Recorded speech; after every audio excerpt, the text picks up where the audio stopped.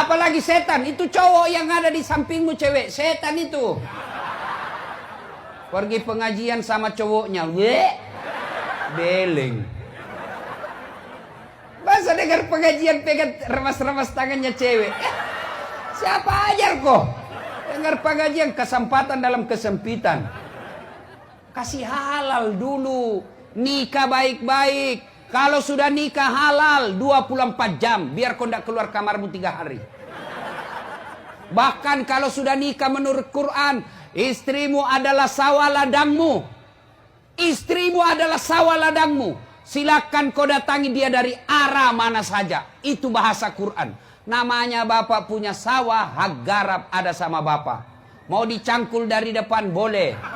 Cangkul dari belakang boleh. Cangkul dari samping boleh. Cangkul sambil jungkir balik boleh. Yang penting jangan kau cangkul sawahnya orang cilaka. Namanya sawah, kita punya sawah. Bapak punya, silakan cangkul. Model cangkulnya terserah. Mau pakai cangkul Jawa boleh. Mau pakai cangkul Bugis boleh. Makanya halalkan dulu. Sampean cewek, jangan dekat-dekat sama cowok. Sedikit lagi. Beleng-beleng. Apa itu dibagi? Kue. Sebentar bagi konsumsi deh. Sebentar. Kota amal. Nah, sebentar. Karena kau dengar ceramah, tidak ada yang kasih kau itu. Karena mereka dengar ceramah. Sebentar, kita salawat sambil edarkan celengan. Siapkan. Nah. Wa qala idzan, Allah kemudian berfirman, Bismillahirrahmanirrahim. Innallaha wa malaikatahu yusalluna 'alan nabi. Ya ayyuhalladzina amanu sallu alaihi wa sallimu taslima. Sesungguhnya Allah dan para malaikatnya bersalawat kepada Rasulullah Muhammad sallallahu alaihi wasallam. Maka wahai orang-orang yang beriman, bersalawatlah kalian kepada Rasulullah dengan sebaik-baik salawat sallallahu alaihi wasallam. Allahumma salli ala sayyidina Muhammad wa ala alihi wa sahbihi ajma'in. Amma ba'd. Ibu bapak, saudara-saudara sekalian, teristimewa tamu kehormatan kita pada malam ini, Bapak Bupati dan Wakil Bupati Kabupaten Kabupaten Luhut Timur, yang insya Allah dimuliakan dan dirahmati oleh Allah Subhanahu wa taala. Anggota dewan yang terhormat yang kita hormati, yang insya Allah dimuliakan dan dirahmati oleh Allah Subhanahu wa taala. Mohon maaf, matur nuwun. Saya tidak bisa sebut nama satu demi satu yang di depan. Kasih habis waktu. Juga saya tidak tahu namanya. Nah, saya tanya untuk mengawali ceramah kita tahun baru ini. Biasanya kalau tahun baru kita, semoga tahun baru Hijriah ini kita mendapat rahmat dari Allah Subhanahu wa taala. Mau dapat rahmat Allah? Mau dapat rahmat Allah? Yang namanya rahmat Allah, biar tukang judi mau juga. Biar tidak sholat mau juga. Tapi apakah semua yang ingin dirahmati Allah otomatis mendapat rahmat Allah? Saya kasih contoh. Pengumuman dari pemerintah Luhut Timur, penerimaan calon pegawai negeri sipil yang sudah masuk S1, K1, K2. Hah? Sudah tidak ada masuk namanya K1. Di K2 juga tidak ada. Paling gampang cari di KK, pasti ada namamu. Nah, pengumuman penerimaan CPNS, seluruh sarjana daftar. Semua daftar. Apakah semua yang daftar otomatis lulus? Apakah semua yang daftar otomatis diterima?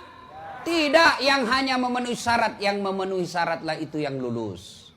Begitu juga semua orang Islam mau dirahmati Allah. Semua kita mau dirahmati Allah. Tapi apakah semua yang mau dirahmati Allah otomatis dapat rahmat Allah? Ternyata menurut Quran tidak, bos. Kalau kau mau dirahmati Allah, ada 3 syaratnya menurut Al-Quran. Apa itu? 3 jipa, 3 saja. Lebih banyak syaratnya jadi caleg. Innal ladzina amanu wal ladzina hajaru wajahadu fi sabilillahi ulaika yarjuna rahmatallahi wallahu ghafurur rahim. Nah, ini 3 saja syaratnya. Mari kita simak satu demi satu. Yang pertama, innalladzina amanu, harus beriman kepada Allah. Nah, biasanya kalau kita bercerita iman, langsung tepuk dada. Wah, saya beriman kepada Allah. Sorry, maaf. Ngaku beriman gampang. Yang sulit diakui oleh Allah sebagai orang beriman. Saya ulangi. Ngaku beriman kepada Allah gampang. Yang sulit adalah diakui oleh Allah sebagai orang beriman. Saya beriman kepada Allah. Apa betul kau diakui Allah orang beriman? Contoh, ibu bapak kenal Sandiaga Uno? Ibu-ibu kenal? Kenal Sandiaga Uno? Bu, itu Sandiaga Uno masih sepupu 1 kali sama saya. Bapaknya dengan bapak saya saudara.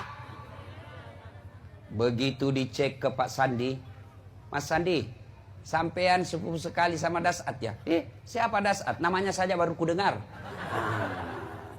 Ibu-ibu, kenal Yusuf Kalla, wakil presiden? Tahu? Itu nenek dengan nenekku, satu nenek. Sama-sama nenek. Begitu dicek, Pak JK katanya sepupu sama Dasat Latif. Siapa Dasat Latif? Cokakna. Baru saja ku dengar namanya. Begitu juga dengan Allah. Ngaku beriman kepada Allah gampang. Yang sulit, betul tidak sampean diakui Allah sebagai orang beriman? Kalau begitu, apa ciri-ciri orang beriman? Apa tanda-tanda orang beriman? Masih ingat pelajaran pendidikan agama waktu kita kecil dulu?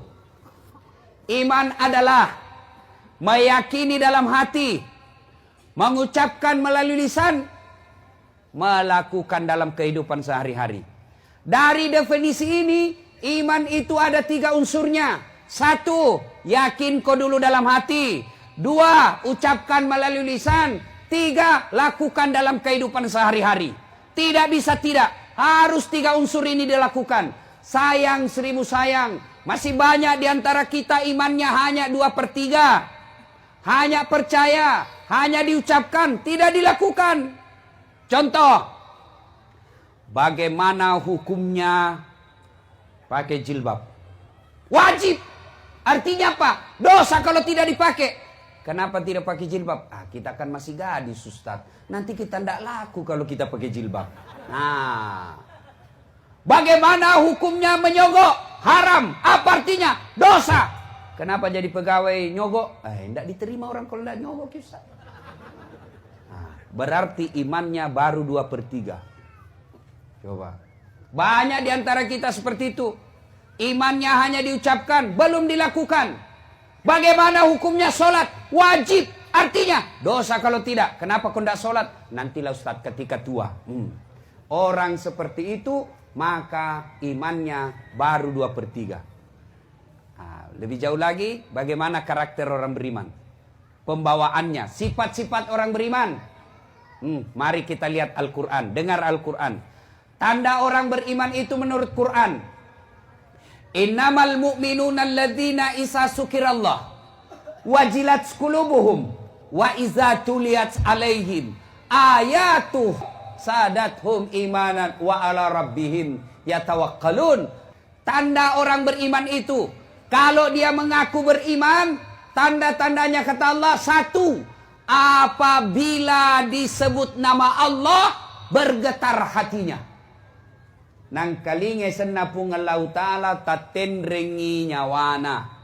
Bergetar hatinya. Bagaimana yang disebut contoh bergetar hatinya? Contoh, pernah jatuh cinta? Pernah? Pernah? Oh, saya sering, Pak. Sampai sekarang masih sering jatuh cinta. Itu katanya waktu saya masih muda, kalau ada orang saya suka, jangankan saya lihat mukanya, saya dengar saja namanya disebut sudah bergeletar hati saya. Nah, bilang temanku, dum-dum gled. Apa itu dum-dum gled? Dumba-dumba gleter. Jangankan kulihat mukanya, dengar saja namanya. Bahaya, Masya Allah. Apakah namanya Allah mampu menggetarkan hati kita? Ternyata sangat sulit bangsa Indonesia sekarang ini bergetar hatinya Kenapa? Dengar nama Allah banyak yang merasa terganggu. Dengar nama Allah banyak yang merasa tidak tenang. Mana buktinya? Azan.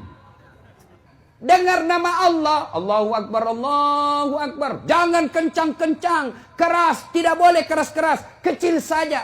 Namanya panggilan harus keras. Mana bisa memanggil tidak keras?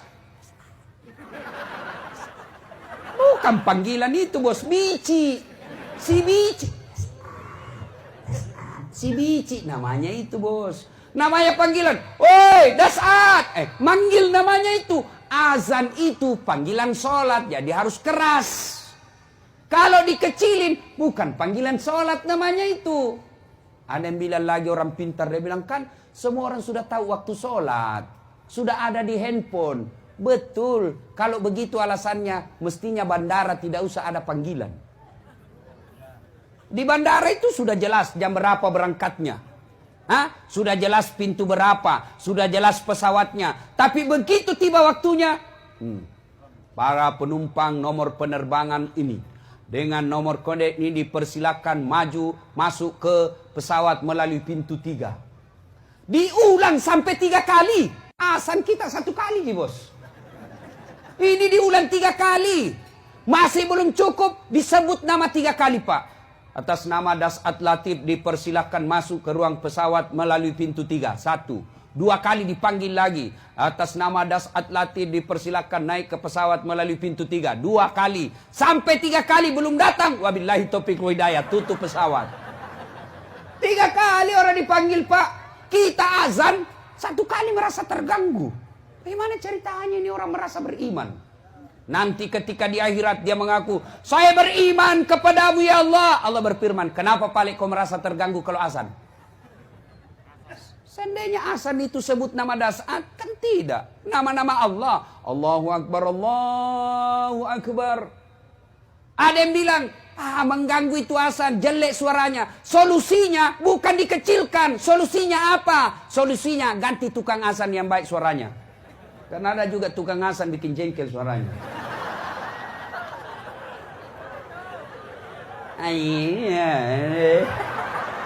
Udah bilang anak muda, iya sih. Makanya itu masjid, Pak, bikin lomba. Lomba azan. Juara 1 gaji. Yang ada panitia masjid di sini gaji itu tukang azan. Jangan simpan uangnya orang jadi saldo. Salah itu panitia masjid kalau ada bikin saldo. Oh, berarti banyak masjid di sini bikin saldo. Wah, ini salah ini panitia masjid itu. Salah kok, bos. Kau di blender nanti itu kalau mati kok. Jangan simpan uangnya orang. Banyak juga panitia masjid itu saldo kas 70 juta. Begitu kita mau kencing tidak ada air. Masih baik kalau kencing, Pak. Kalau air besar, saya pernah singgah, percaya diri saya, langsung saja dulu. Selesai itu, tidak ada air. Kalau kencing, Pak, masih aman, bisa saja digalate saja. Tapi ini, ada kuning-kuning. Ini kesalahan panitia masjid. Jangan simpan suannya orang. Gaji, bikin sayembara, Muharram, bikin sayembara, azan. Lomba azan parade Muhammad dalam rangka Semarak Muharram. Oh, luar biasa. Ini luar biasa. Pak Bupati, Pak Wakil Bupati, anggota DPR, terima kasih, Pak. Berapa kabupaten yang ada di Provinsi Sulawesi Selatan ini, Pak? Belasan, 24 kalau saya tidak salah.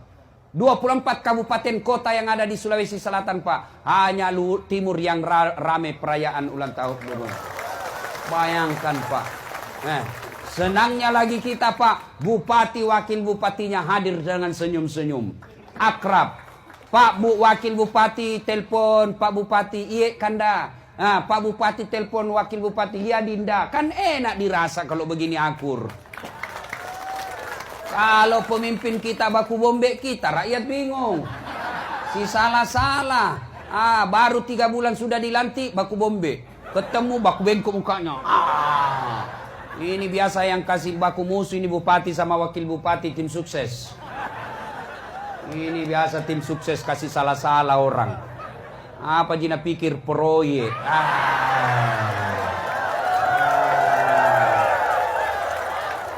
Jangan marah Pak, siapa suruh panggil saya? Ada pemborong di sini? Ada? Hati-hati pemborong Pak. Banyak pertanyaanmu nanti kalau mati kok. Kenapa itu jembatan belum diresmikan sudah rusak? Nah bilang sudah memang keluar 20%. Kenapa keluar 20%? Sponsor waktu pilkada. Kenapa sponsor di pilkada? Masyarakat tidak mau pil kalau tidak ada uang. Nah, Bapak juga cilaka.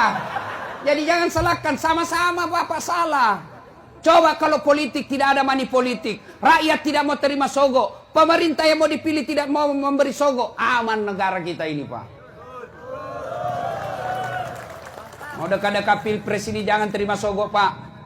Kalau ada yang mau sogo, kalau mau bantu negara baik, rekam, lapor di polisi. Polisi juga jangan mau disogok. Jangan langsung lapang 6.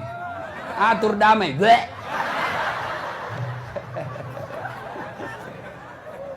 Itu polisi India, bukan polisi Republik Indonesia. Itu polisi India kalau ada film Pak, terakhir baru datang. Mati miso penjahat baru datang. Apa lagi? Bapak saudara-saudara sekalian, nah kembali tadi ya. Jangan simpan uangnya orang Pak. Bikin itu bermanfaat. Kalau Bapak simpan jadi saldo, kapan itu manfaat? Pada saat dijadikan pembangunan. Dibelikan tegel. Selama tegel dipakai, orang yang menyumbang dapat pahala. Tapi kalau uang disimpan saldo, maka yang menyumbang tidak jalan amalnya Pak. Jangan Bapak simpan.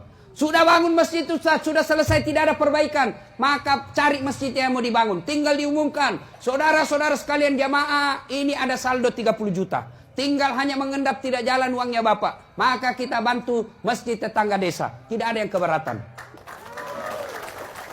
Bahkan boleh bantu anak sekolah. Misal ada di sekolah itu. Di kampung kita percaya dia baik. Agamanya bagus. Jujur. Mau sekolah. Cerdas. Tapi tidak ada duitnya. Boleh dikasih uang masjid. Termasuk janda-janda tua. Kalau janda muda tidak usah. Masih kuat cari uang. Ini bapak-bapak kalau bicara janda langsung senyum. Dede. Cule-cule. Nah, dapat tujuhmu. Mau lemak bene nama sakak benemu. Sudah dikunci leher, tidak bisa goyang. Baik kalau kunci leher disimpan meja kuncinya, masih bisa diambil. Ini kunci leher dibuang di Sungai Tallo. Ya, bikin lomba azan ya supaya bagus yang azan. Bapak Ibu, tanda orang beriman yang pertama, apabila dia dengar nama Allah bergetar hatinya. Bagaimana hati mau bergetar kalau kita sering mempermainkan nama Allah? Mana disebut mempermainkan namanya Allah? Mana disebut mempermainkan namanya Allah? Panggil pengajian, datang pengajian, apa dibilang? Insya Allah. Insya Allahnya bagus, kayak 17 tahun di Mekah. Tapi dalam hatinya tidak mau. Bapak berdosa ketika dipanggil mengucapkan insya Allah padahal tidak mau. Besok ketemu, kenapa kau tidak datang tabligh akbar? Kan bilang memang ya insya Allah. Ini Bapak ini mau jadikan Allah sebagai kambing hitam. Tak boleh Pak, saya saja dijadikan kambing hitam, saya tidak mau. Saya manusia, bukan kambing. Allah kita jadikan kambing hitam. Datang kau pengajian, insya Allah. Padahal dalam hatinya tidak mau, tidak boleh. Orang seperti ini tidak bakal mendapat rahmat Allah. Apabila didengar nama Allah, bergetar hatinya. Maka aneh Pak, kalau ada orang Islam merasa terganggu ketika kedengaran azan di masjid. Saya bilang lebih baik saya dipenjara daripada biar saya dianggap melanggar undang-undang atau himbauan. Kalau masjid saya kasih kerar, biar saya ditahan. Yang penting saya bukan ditahan gara-gara saya korupsi. Ya, makanya jangan lagi bilang kalau saya cerita begini Ustadz bicara politik. Bukan, ini namanya amar ma'ruf nahi mungkar. Bapak kalau tidak pernah bela-bela agama Allah, tiba-tiba mati mendadak, Bapak ditanya, kamu kenapa tidak pernah bela-bela agama saya? Hati-hati. Kalau Bapak tidak mau peduli soal politik, maka kita dipolitiki nanti. Ya, jangan lagi berkata, ndak usah urus, yang penting kita baik. Saya kasih contoh. Contoh sederhana. Ada preman tobat, bersahabat dengan remaja masjid. Ini remaja masjid. Panitia masjid bersahabat dengan preman tobat. Ini preman tobat, tiba-tiba dia datang sama ini Ustadz, remaja masjid. Ustadz, Ada di kawan di kampung kita ini bangun warung, tapi minum-minuman keras na jual. Apa na bilang ini Ustaz? Jangan kurusi. Yang penting kita tidak pergi minum di situ. Bulan depan lagi-lagi datang ini preman tobat. Pak Ustaz, tambah rame itu warung. Masuk bisa semua anak-anak muda sekampung tak mabuk-mabuk di situ. Apa dia bilang Pak Ustaz? Biar yang penting tidak nak ganggu ki. Bulan depan datang lagi Ustaz, tambah rame mi Ustaz. Bukan cuma narkoba nak jual, bukan cuma minuman, jual mi juga narkoba. Banyak mi juga cewek-cewek di situ. Berzina dia sana. Apa dia bilang? Biar yang penting kita bisa sholat di sini dengan tenang. 1 tahun kemudian datang lagi ini preman tobat. Pak Ustaz, mau digusur ini masjid. Sambaran. Apa mau digusur? Pengajian juga mau dibubarkan. Sambaran. Ayo kita lawan. Sebelum terlambat. Apa Nabi bilang preman tobat? Terlambat mau kok. Kenapa? Mereka lebih banyak dari kita. Ini Pak, kalau Bapak tidak peduli soal politik. Bapak tidak peduli soal amar ma'ruf. Bapak masih selamat sekarang. Bapak masih bisa sholat sekarang. Tapi kalau kita tidak peduli dengan agama, anak nanti bagaimana ketika kita sudah dikubur? Maka harus kita peduli. Kalau kita tidak peduli, maka siap-siaplah kampung halaman kita jauh dari rahmat Allah. Alhamdulillah bupati dan wakil bupati peduli. Salah satu diantaranya bikin tablik akbar seperti ini. Tuh tanda pertama orang beriman. Disebut nama Allah, bergetar hatinya. Yang kedua menurut Quran, apabila mereka mendengar ayat-ayat Allah, bertambah imannya. Selesai dengar pengajian, tambah imannya. Selesai dengar dakwah, makin baik imannya. Itu orang yang beriman. Jadi kalau dia bilang, pulang dengar ceramah, Pak Bupati, siapa panggil tadi itu Ustadz? Pak Wakil yang hubungi. Kasih tahu itu Pak Wakil. Jangan lagi panggil itu Ustadz ceramah. Kenapa bilang begitu? Nah bagus ceramahnya. Tidak bagus. Saya tidak suka. Kenapa?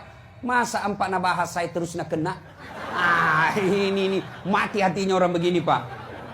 Malah diceramai apa dia bilang? Dia bilang orang Bugis. Tanten ton janjen jong. Tangi tamu lo tangi taku. Jame jamamu jame jamaku. Witato pina witai. Witato tula cilaka. Ada orang begitu Pak, keras hati, tidak mempan nasihat. Tapi kalau selesai dengar dakwah dia bilang, betul itu tadi Ustadz ngomong. Saya dia kena semua itu. Semua ceramahnya Ustadz, saya ditempelin rasanya itu. Insya Allah malam ini saya mendapat hidayah. Besok saya akan berubah dengan sebaik-baiknya. Itu orang beriman itu. Tapi kalau dia tidak ada perubahan, berarti dia tidak masuk orang beriman. Nah inilah syarat pertama beriman kepada Allah Subhanahu wa taala. Innal ladzina amanu, yang kedua walladzina hajaru. Mereka berhijrah di jalan agama Allah. Apa yang dimaksud hijrah? Hijrah dalam konsep sejarah, berpindahnya Nabi dari Makkah ke Madinah, itu hanya sekali terjadi dalam hidup ini. Tapi kalau hijrah dalam arti konsep perjuangan, maka tiap hari kita bisa lakukan. Hijrah apa? Contoh, kalau hijrah dari Makkah ke Madinah, itu sekali saja. Tapi kalau kita ambil konsepnya, hijrah itu, maka kita harus mengambil pelajaran dari hijrah. Apa pelajaran dari hijrah? Contoh sekali, contoh. Nabi ahli Makkah. Nabi lahir di Makkah. Diusir. Siapa yang mengusirnya? Pamannya sendiri. Siapa yang mengusirnya? Sepupu satu kalinya sendiri, Abu Sofyan. Saudaranya bapaknya Abu Lahab. Saudaranya sendiri, sepupunya sendiri, ngusir Nabi pindah dari Mekah. Untuk apa? Nabi lakukan semua itu untuk menyelamatkan akidah. Artinya apa Pak? Kampung halaman bisa jadi kita tinggalkan. Tanah kelahiran bisa jadi kita tinggalkan. Untuk apa? Menyelamatkan akidah kita. Nah, kalau kita di sini kan banyak pindah gara-gara apa? Gara-gara apa? Susah cari uang di kampung Ustaz. Lebih baik kita pindah ke sini. Apa itu salah? Tidak salah. Selama Bapak cari nafkah, tidak menghalalkan segala cara. Rasulullah dalam arti konsep pindah dari Makkah ke Madinah, sekali saja. Tapi ambil sejarah yang ada dalam sejarah itu. Sejarah apa? Pindah dari Makkah. Apa yang bisa kita ambil? Pelajaran apa? Umar. Ambil juga pelajaran dari apa? Suraqah bin Malik. Dua manusia ini berniat membunuh Nabi. Niat datangi Nabi ke rumahnya untuk apa? Membunuh Nabi. Suraqah bin Malik mengejar Nabi dengan niat apa? Membunuh Nabi. Tapi apa yang terjadi? Dapat hidayah, pulang ke rumahnya dalam keadaan sudah beragama Islam. Sebaliknya kita banyak orang Islam, keluar rumah dalam keadaan Islam, pulang membawa murka Allah. Kenapa? Pulang bawa barang haram, maling, nyuri, korupsi, nyogok, nipu. Itu hati-hati. Ada di sini? Ada? Biasa yang bawa pulang barang haram itu pedagang. Kok bisa Ustadz? Ya nipu pembeli.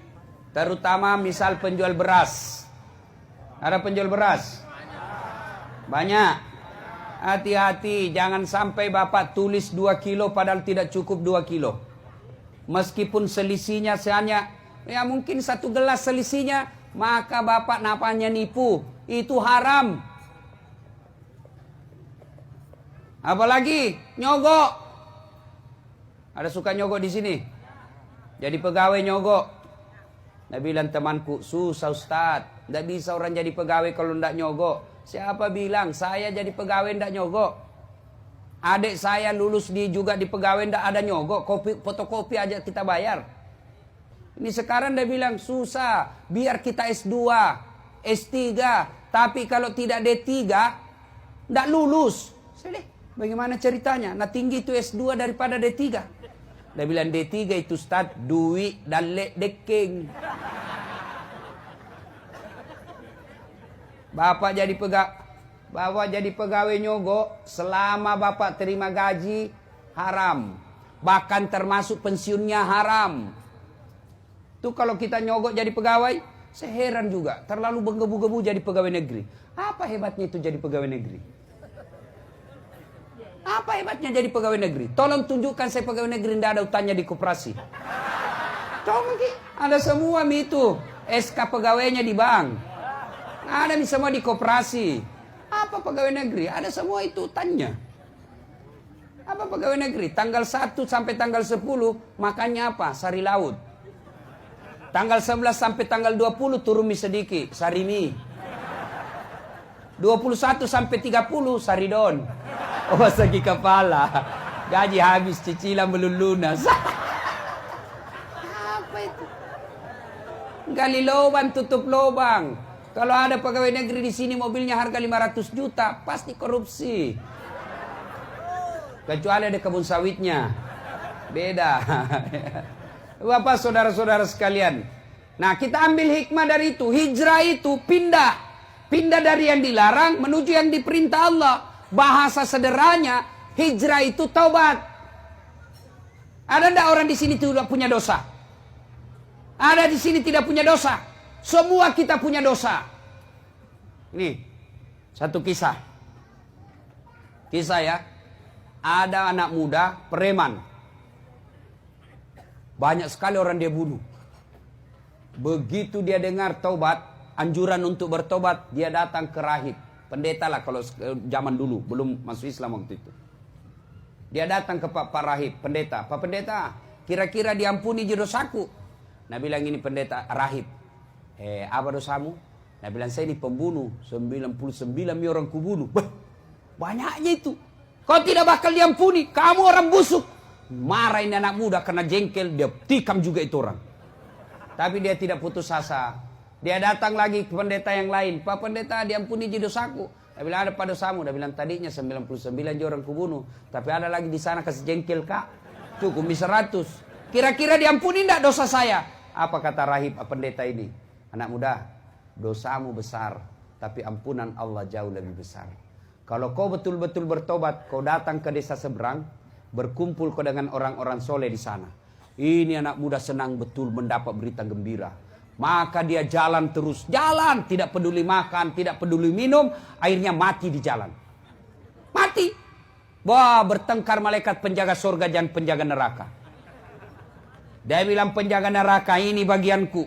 Dia bilang penjaga surga tidak. Ini bagian saya. Dia sudah bertobat. Bertengkar. Akhirnya